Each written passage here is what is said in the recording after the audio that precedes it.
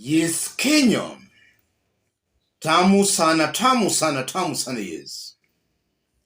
In this video, I want us to have a look at a series of tweets by Moses Kuria about 1 hour ago as I speak. But before we do that, there is a video that has been going viral today. It's a video of Gatundu South residents protesting against Moses Kuria's remarks against former President Uhuru Kenyatta. Have a look at the clip before we proceed. Gatundu South residents took to the street on Friday to demonstrate against vulgar and transgender sentiments by trade CES Moses Kuria. Kuria, who was speaking during Dumoya Mount Kenya Entertainment at Gatundu Stadium last Sunday, attacked former President Uhuru Kenyatta, threatening to storm his Ishaweri home and relieve himself in public.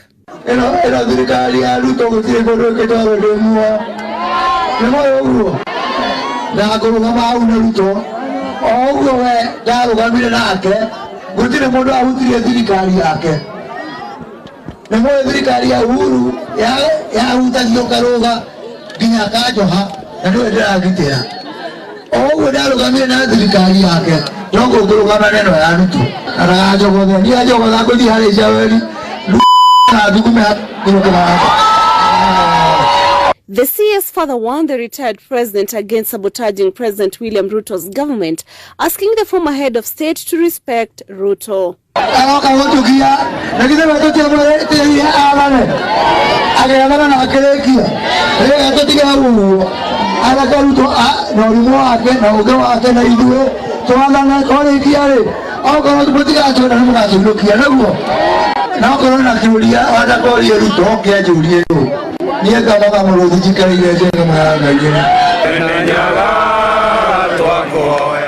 But his sentiments did not sit well with Gatundu South residents, who have now told him off, led by a group of elderly men.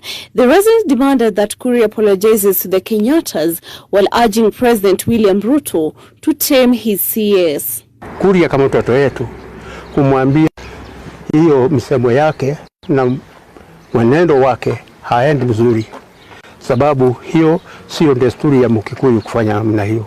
Badala ya kuja kuambia vile anaweza asaidia watoto wetu wapate kazi, ile matamshi anakuja kusema ni matamshi ambayo haina heshima. Vijana wetu hapa hawana kazi, wanahangaika.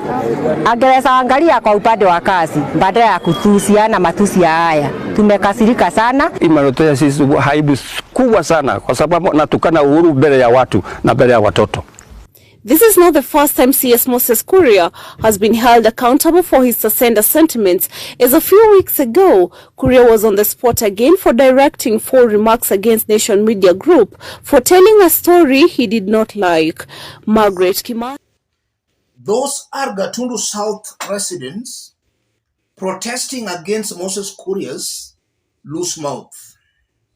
Not once or twice, Moses Kuria has been on record attacking and insulting former President Uhuru Kenyatta in public.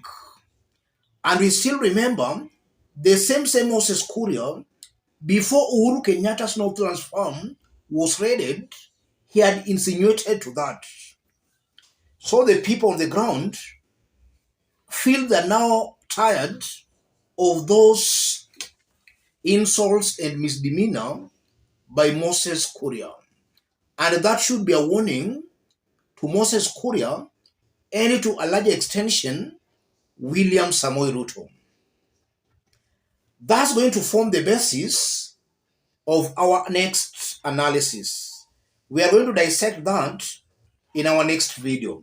In this video right now, I want us to have a look at a series of tweets by Moses Kuria about 1 hour ago. And the tweets this time round seems to be targeted against Raila Odinga because of the planned demonstrations starting Wednesday to Friday.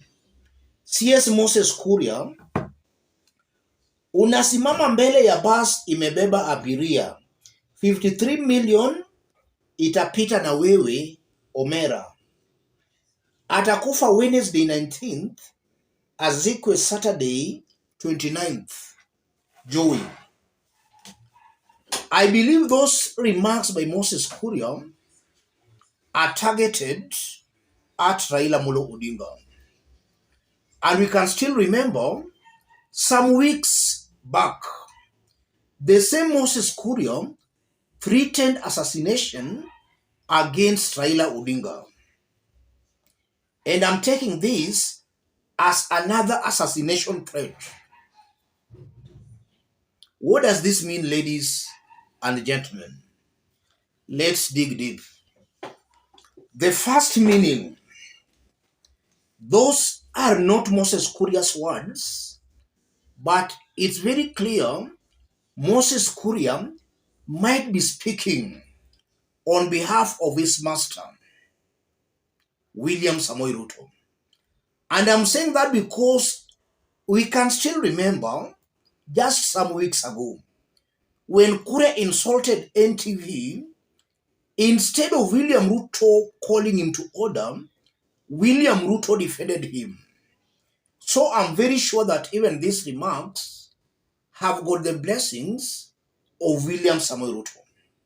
Or at least William Ruto wants to hear such remarks coming from a Moses Kuria. So it's clear he is talking on behalf of most definitely William Ruto here, basing my arguments from such remarks as made in the past, where William Ruto has come out to defend him in public. And then secondly, William Ruto and his team are coming out as criminals. If you listen to William Ruto speak, Rigathi speak, Moses Kuria speak, Aden Duale speak, I'm seeing a government that is just full of criminals, people who are not fit holding public offices. And just as I've been saying here, if our laws were working properly, William Ruto ought to have been impeached long time ago. People like Moses Kuria, individuals who are non-warmongers and inciters, should not be serving in a public office. So I won't be wrong to conclude Kenyans are dealing with a criminal government. And as time goes by, that will come out very, very clearly. This is a criminal government, a government that, if you look at the future of these leaders in this government, I don't think they have a very bright political future as leaders and also as human beings, because everything has got a price. This criminality nature of these leaders in this government, they will be forced one day to actually pay the price for all these criminalities. And also from those sentiments by Moses Kuria, I'm seeing a disparate government that is hell-bent on selling fear to top Azimio leaders. Every time the ground pushes them, then their only soft spot is Raila Amolo Odinga. Tutaua wewe. This man, somebody should just come out and shoot him. Anytime Kenyans rises against this government, they always try to divert attention using Raila Odinga. If it's not Raila Odinga and Uhuru Kenyatta who destroy the economy, they're now planning to kill maybe one Azimio leader or the other. That's what I'm seeing here. If you look at what happened last week on Wednesday, the whole country protested against Ruto's government. Previously, before that, they were saying it was only a Luo affair. But on Wednesday, the whole country did demonstrate.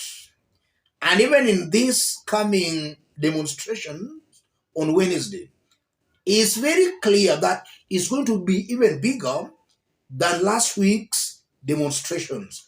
That's what is scaring these people. They are panicking. The only way to stop that, according to them, is to sell fear. to the top leaders. Azimio leaders should remain firm. They should not allow themselves to be sold to fear. Yes. After all, we are all human beings, and at one point, we all die. They should remain firm. They should not allow themselves to be sold to fear. Let them push ahead. And again, from those sentiments by Moses Kuria, yesterday, United Nations on Human Rights issued a very strong warning to William Samoei Ruto. In fact, the UN literally told him to stop killing Kenyans. That was yesterday. And we still remember what happened in the year 2007. Ruto went to Hague because of 2007. From what this government is doing, I won't be wrong to say, ladies and gentlemen, that if Ruto's government does not make a break, rather make a stop, Ruto will be headed to Hague. If things continue the way they are going, Ruto will surely be served with a warrant of arrest, because it's clear his government is killing innocent Kenyans. He will be served with that warrant of arrest. And above all, the integrity of William Ruto as the president and the people he has appointed in the government also comes out very clearly. They are not fit holding public offices. As I conclude, what Azimio leaders should now do, if William Ruto cannot stop Moses Kuria, which I know he cannot stop because Moses Kuria is speaking on his behalf, Azimio leaders on their own should stop Moses Kuria. They should use all means possible to stop Moses Kuria. It might also be a fact that Kenyans are also dealing with a mental case here. A normal person will not issue such remarks. Listen to Moses Kuria speak. Listen to Rigathi speak. Listen to William Ruto himself speak. It might be possible Kenyans are dealing with mental cases. Let's meet in our next analysis, where we are going to dissect the protests that happened yesterday in Gaturu South constituency and what they mean and portend for William Ruto on the mountain. Let me stop it there. If in case you want to support our forum, contact me through that number below. Feel free to subscribe. Feel free to send your support to the number. Thank you. God bless you. God bless Kenya.